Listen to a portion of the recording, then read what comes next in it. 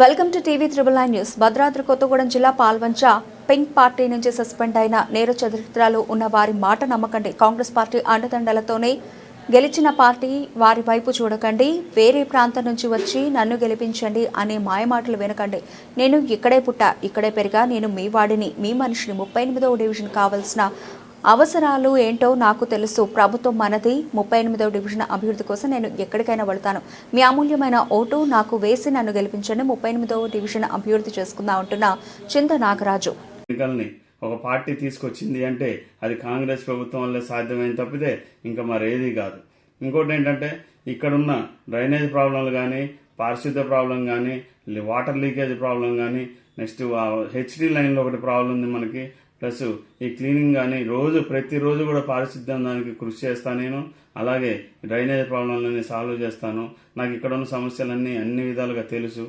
ఇంకోటి ఏంటంటే ఇంకోటి ఏదో వచ్చింది పార్టీ, ఎక్కడ ఆయన కూడా బయట నుంచి వచ్చిన ఆయన ఎక్కడ ఆయన నవభారత ఆయన ఇక్కడికి వచ్చి ఏం చేస్తే ఆయనకు అసలు రాజకీయం మీద అనుభవం కానీ, రాజకీయం గురించి ఏమైనా తెలిసింది కానీ ఏమీ లేదు. ఏదో ఒక వర్కులు చేసుకునే ఆయన వచ్చి ఈరోజు ఇక్కడ మన 38 డివిజన్లో ఏదో చేస్తా అని చెప్పి అంటుంటే మీరందరూ గుడ్డిగా నమ్మి ఎటువంటి ప్రలోభాలకి లోనయ్యి మీరు అనవసరంగా ఓటేసి వాళ్ళని గెలిపించుకుంటే ఎక్కడి నుంచో వచ్చినోడు మన మీద పెత్తనం చేసినట్టు అవుతుంది. నేను మీ మనిషిని, మీ ఇంట్లో మనిషిని, నన్ను అర్థం చేసుకోండి. నేను అన్ని విధాల మీకు మా నాన్నగారు ఎలా అయితే ఇక్కడ అందరికీ మంచి పేరు తెచ్చుకోగలిగాడో, అందరి మన్ననలు పొందగలిగాడో, ఆయన గౌరవానికి ఆటంకం లేకుండా ఆయన గౌరవాన్ని కాపాడే విధంగానే నేను కూడా ఇక్కడ అందరితో సస్యశ్యామలం అయిపోయి అందరితో సోదరభావంతో అందరితో మంచిగుంటా అని చెప్పి నేను మీకు మాటిస్తున్నాను. అలాగే మీరు పిలిస్తే పలికే వ్యక్తి ఎవరున్నారంటే అది చింతా నాగరాజు మాత్రమే ఇక్కడ. ప్లస్ మన ప్రభుత్వ పథకాలన్నీ కూడా మీకు తెలుసు. ఇప్పుడు ఇచ్చే ఉచిత బస్సు కానీ, అందరికీ రేషన్ కార్డులు కానీ, అలాగే ఫ్రీ కరెంట్ కానీ, అలాగే మన సన్న బియ్యం రైస్ కానీ, ఇంకా ఇందిరమ్మ పథకాలు కానీ, పెన్షన్లు కానీ ఎటువంటివి కూడా ఇచ్చింది అంటే ఆనాటి ఇందిరమ్మ కాలం నుంచి ఈనాటి వరకు కూడా ఏదైనా పేదల పార్టీ ఏదైనా ఉందంటే అది కాంగ్రెస్ పార్టీ మాత్రమే అని నేను ఖచ్చితంగా చెప్పగలను.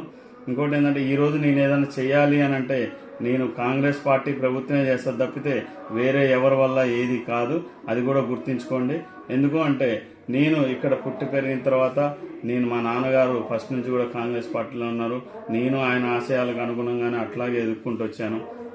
అలాగే కాంగ్రెస్ ప్రభుత్వం కూడా ఈరోజు ప్రభుత్వం కాంగ్రెస్ ప్రభుత్వం మీకు రేపు ఎవరు ఏం కావాలన్నా పెన్షన్లు కానీ పెన్షన్ రాకపోవచ్చు, కొంతమందికి ఇందిరమ్మిళ్ళు రాకపోవచ్చు. ఇల్లు లేని నిరుపేదలు కూడా ఉన్నారు మన దగ్గర. వాళ్ళకి ఇందిరమ్మిళ్ళు మంజూరు విషయం దాంట్లో కానీ, లేదా మన ఇళ్ల పైన హెచ్డి లైన్లు ఉన్నాయి, అవి ఎప్పటి నుంచో వాటి గురించి పోరాడుతూ ఉన్నారు. దాన్ని నేను త్వరగా మంత్రి గారి దృష్టికి, మన మంత్రులు పొంగులేటి శ్రీనివాసరెడ్డి గారి దృష్టికి, తుమ్మల నాగేశ్వరరావు గారి దృష్టికి, బట్టి విక్రమార్క గారి దృష్టికి, సీఎం దృష్టికి తీసుకెళ్లి దాన్ని హెచ్డి లైన్ని ఇమీడియట్గా తీపిచ్చే ప్లాన్ చేసి అది వేరే సైడ్ నుంచి చేయించే అంత ఏర్పాటు కూడా చేయగలనని నేను మాటిస్తున్నాను. అలాగే నన్ను నమ్మండి, నన్ను ఆదరించండి. నేను ఈ ప్రాంతవాసిని, ఇక్కడే ఉంటాను. మీరు నాకు వేసే ఓటు వల్ల మన ప్రాంత అభివృద్ధి కోసం నన్ను గెలిపిస్తే మన ప్రాంత అభివృద్ధి మన ఇంట్లో మన చేతుల్లో ఉంటుందని గుర్తుంచుకోండి. అందరికీ నమస్కారం. నాకు ఈ అవకాశం వేసి మీరు నన్ను అత్యంత మెజార్టీతో గెలిపించగలరని ప్రార్థిస్తున్నాను.